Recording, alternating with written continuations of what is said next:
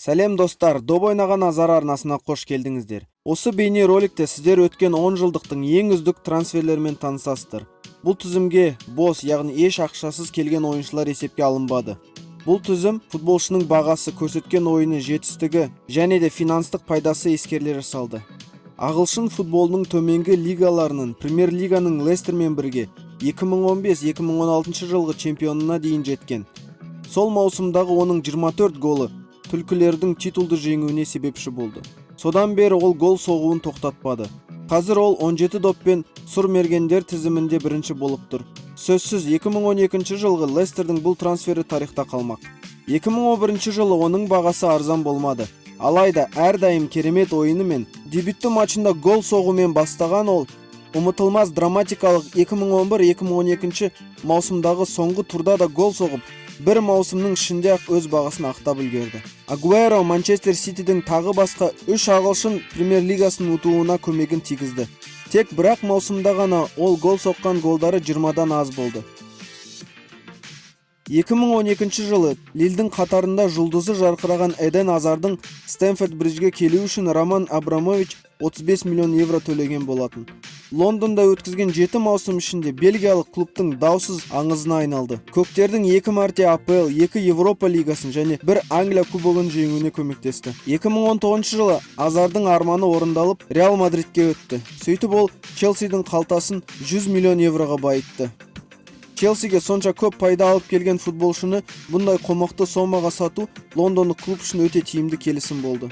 Болашақ алтын доптың иегерін тек 35 миллион евроға сатып алу бүгінгі күні кез келген клубтың арманы болар анық. Хорватиялық еш уақыт кетірместен өз жұмысын жоғарғы деңгейде атқаруға кірісті.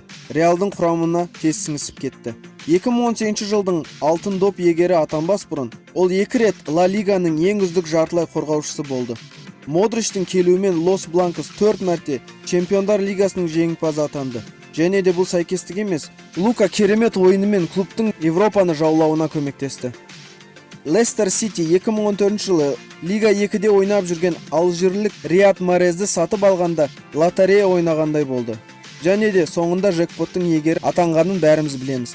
Ол біріншіден түлкілердің ағылшын Премьер лигасына шығуына көмектесті. Кейіннен жылдам шабуылшы клубтың 2015-2016 таң қаларлық маусымында 17 гол соғып, титулды жеңуіне септігін тигізді.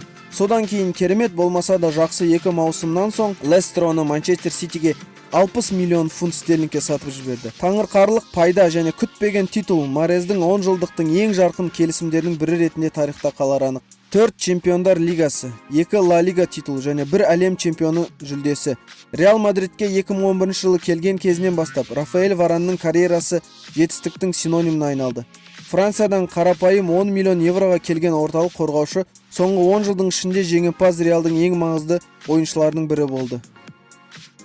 УЕФАның финанстық фейр-плей заңына сәйкес келу үшін Рома өзінің жұлдызды шабуылшысын 2018 жылдың 30 маусымына дейін сатуға мәжбүр болды. Ливерпуль бұл сәтті жақсы қолданып, мысырлық футболшы үшін олар 42 миллион евросын дайындады. Алайда қызылдардың өзі Салахтың осындай жетістікке жететін күтпеді. Вингер АПЛ-дағы соғылған голдардың рекордын жаңартты. Ол өткен жылы Юрген Клоптың командасының Чемпиондар лигасының жеңімпазы болуына көмектесті. Басқа да еске аларлық трансферлер. Бұл 10 жылдық трансфер жөнінде тығыз болды.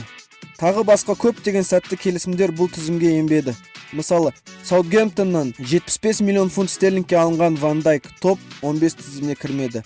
Оның арқасында Ливерпуль қорғанысы алынбас тас қамауға айналды. Луис Суарестің Барселонаға трансферінде сәтті деп айта аламыз, бірақ ол арзан бағаға келмеді, сол үшін бұл тізімде жоқ. Достар, егер де бұл видео ұнаса, лайк басып, достарыңызбен бөлісіп және арнаға тіркелуді ұмытпаңыздар. Сау саламатта кездескенше.